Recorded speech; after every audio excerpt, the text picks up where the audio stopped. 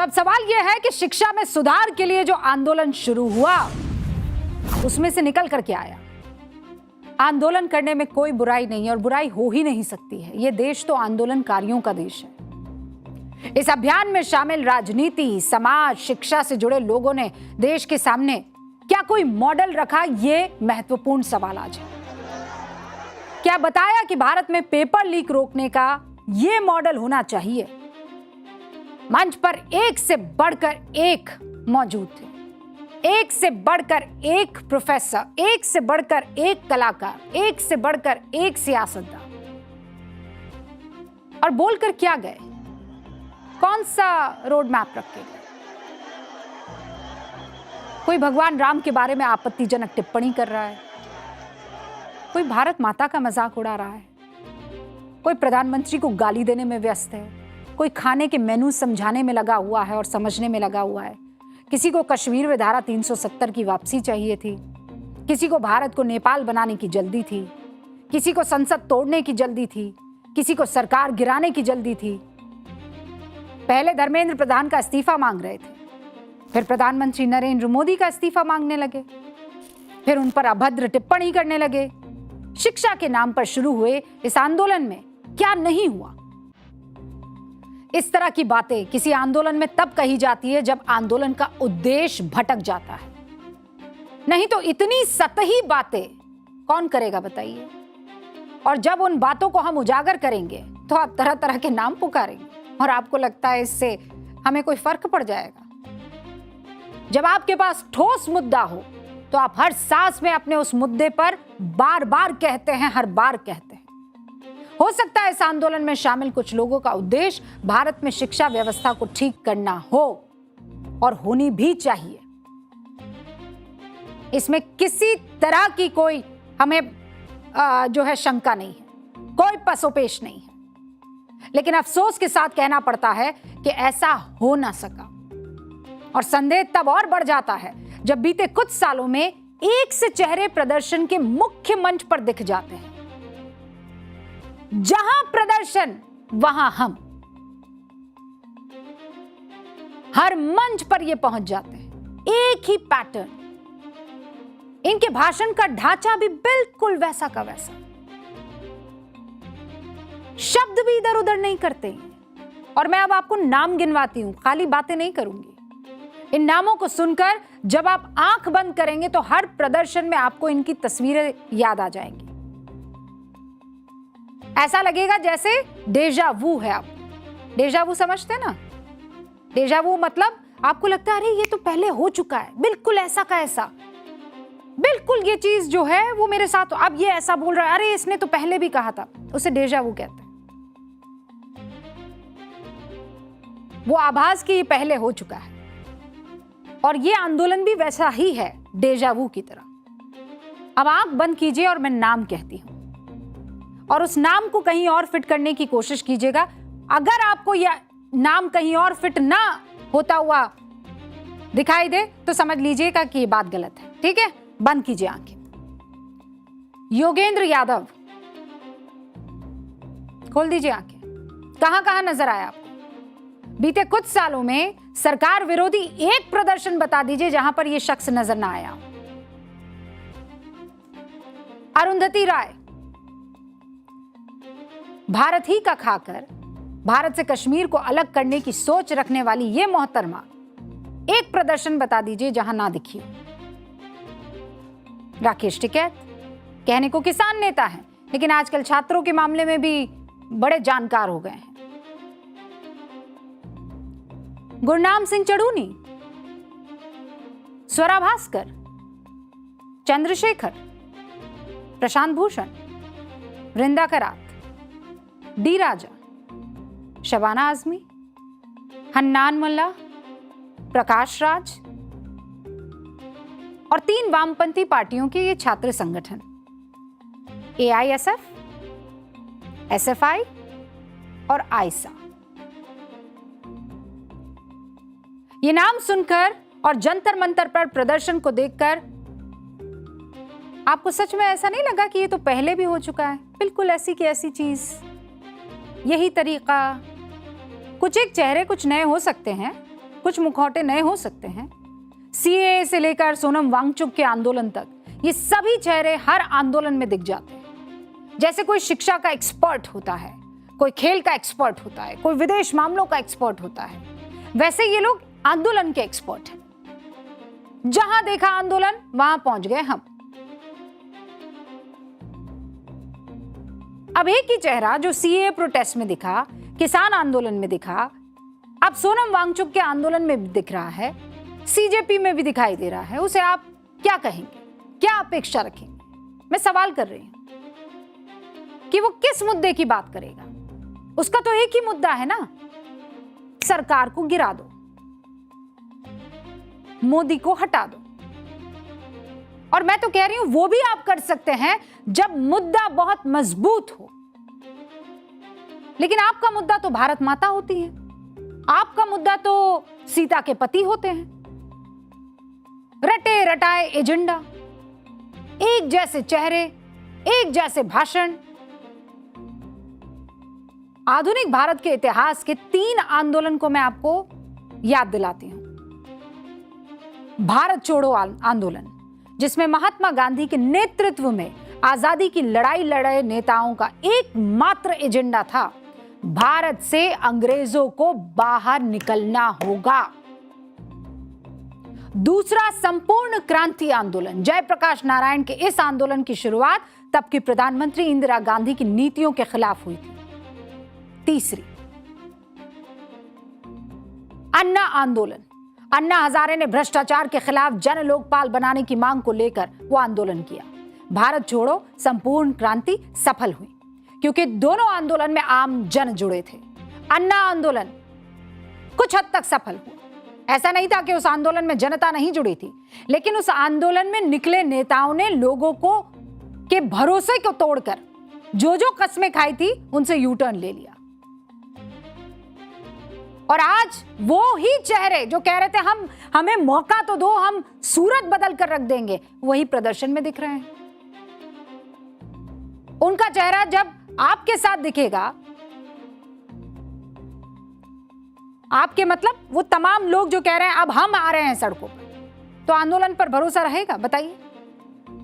भारत की सोच में लोकतंत्र है। भारत वो देश है जिसकी पहचान अनशन, शांतिपूर्ण आंदोलन रही है। अनशन का मतलब ही होता है संयम, अनशन का मतलब ही होता है शिष्टाचार। जब आप अपनी भूख को बर्दाश्त करते हैं, उससे बड़ा संयम बताइए क्या हो सकता है। लेकिन उस अनशन के अंत में जब पुलिस पर पथराव की तस्वीरें आ जाए, टूटी गाड़ियां दिख जाए, महिला पत्रकारों के साथ अभद्रता दिखाई दे जाए, तो आंदोलन की अकाल मृत्यु उसी वक्त हो जाती है।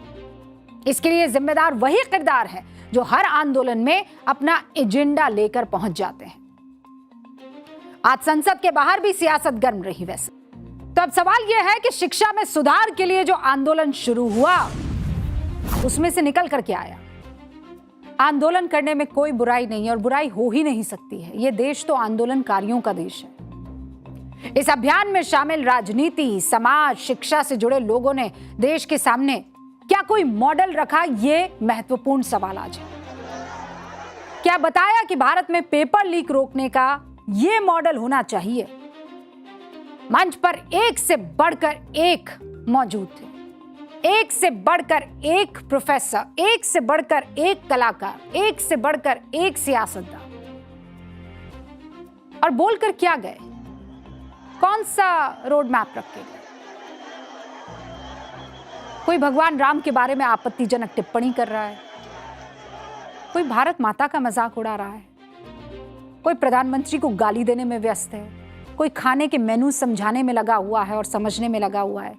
किसी को कश्मीर में धारा 370 की वापसी चाहिए थी, किसी को भारत को नेपाल बनाने की जल्दी थी, किसी को संसद तोड़ने की जल्दी थी, किसी को सरकार गिराने की जल्दी थी। पहले धर्मेंद्र प्रधान का इस्तीफा मांग रहे थे, फिर प्रधानमंत्री नरेंद्र मोदी का इस्तीफा मांगने लगे, फिर उन पर अभद्र टिप्पणी करने लगे। शिक्षा के नाम पर शुरू हुए इस आंदोलन में क्या नहीं हुआ? इस तरह की बातें किसी आंदोलन में तब कही जाती है जब आंदोलन का उद्देश्य भटक जाता है, नहीं तो इतनी सतही बातें कौन करेगा बताइए।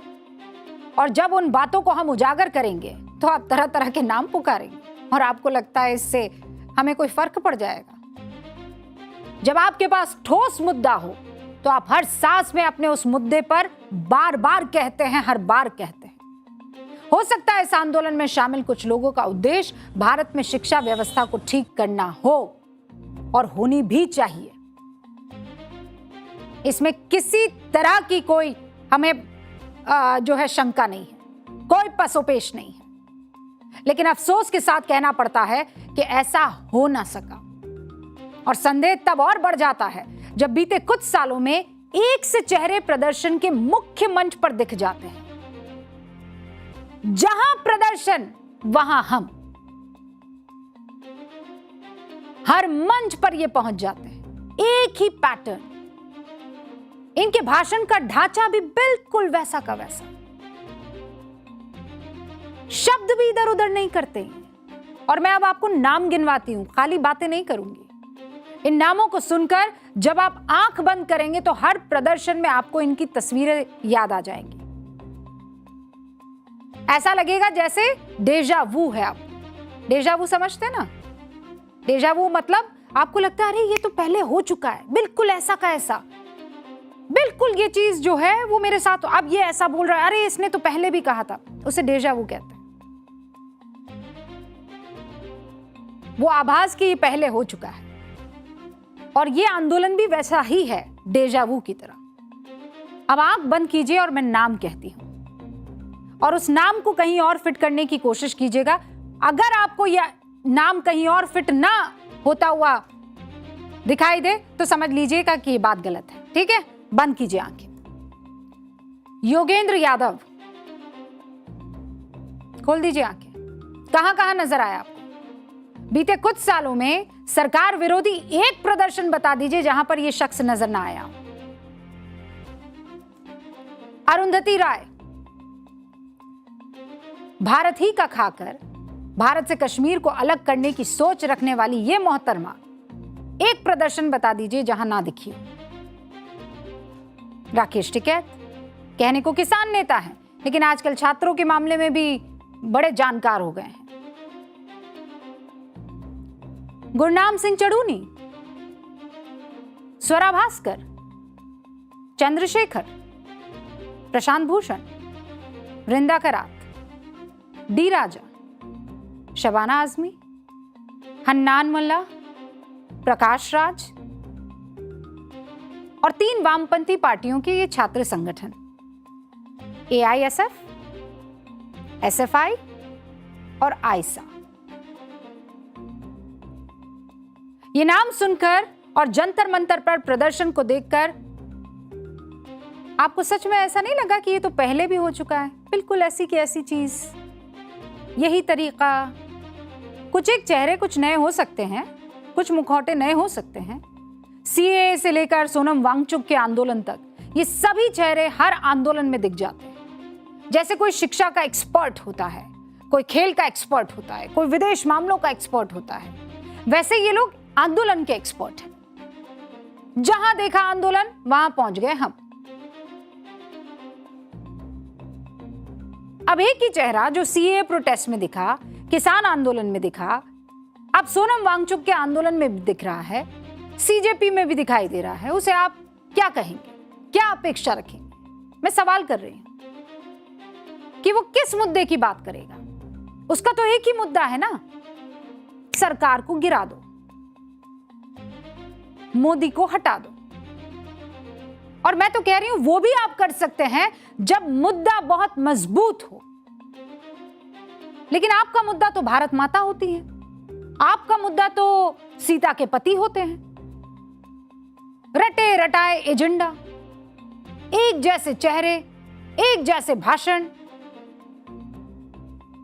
आधुनिक भारत के इतिहास के 3 आंदोलन को मैं आपको याद दिलाती हूं। भारत छोड़ो आंदोलन, जिसमें महात्मा गांधी के नेतृत्व में आजादी की लड़ाई लड़े नेताओं का एकमात्र एजेंडा था, भारत से अंग्रेजों को बाहर निकलना होगा। दूसरा संपूर्ण क्रांति आंदोलन, जयप्रकाश नारायण के इस आंदोलन की शुरुआत तब की प्रधानमंत्री इंदिरा गांधी की नीतियों के खिलाफ हुई थी। तीसरी अन्ना आंदोलन। अन्ना हजारे ने भ्रष्टाचार के खिलाफ जन लोकपाल बनाने की मांग को लेकर वो आंदोलन किया। भारत छोड़ो संपूर्ण क्रांति सफल हुई क्योंकि दोनों आंदोलन में आम जन जुड़े थे।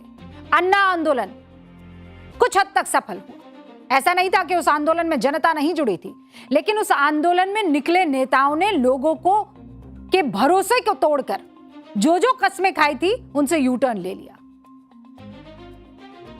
और आज वो ही चेहरे जो कह रहे थे हमें मौका तो दो, हम सूरत बदल कर रख देंगे, वही प्रदर्शन में दिख रहे हैं। उनका चेहरा जब आपके साथ दिखेगा,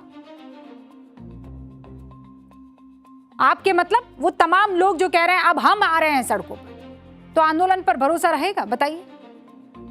भारत की सोच में लोकतंत्र है। भारत वो देश है जिसकी पहचान अनशन, शांतिपूर्ण आंदोलन रही है। अनशन का मतलब ही होता है संयम, अनशन का मतलब ही होता है शिष्टाचार। जब आप अपनी भूख को बर्दाश्त करते हैं, उससे बड़ा संयम बताइए क्या हो सकता है। लेकिन उस अनशन के अंत में जब पुलिस पर पथराव की तस्वीरें आ जाए, टूटी गाड़ियां दिख जाए, महिला पत्रकारों के साथ अभद्रता दिखाई दे जाए, तो आंदोलन की अकाल मृत्यु उसी वक्त हो जाती है। इसके लिए जिम्मेदार वही किरदार है जो हर आंदोलन में अपना एजेंडा लेकर पहुंच जाते हैं। आज संसद के बाहर भी सियासत गर्म रही। वैसे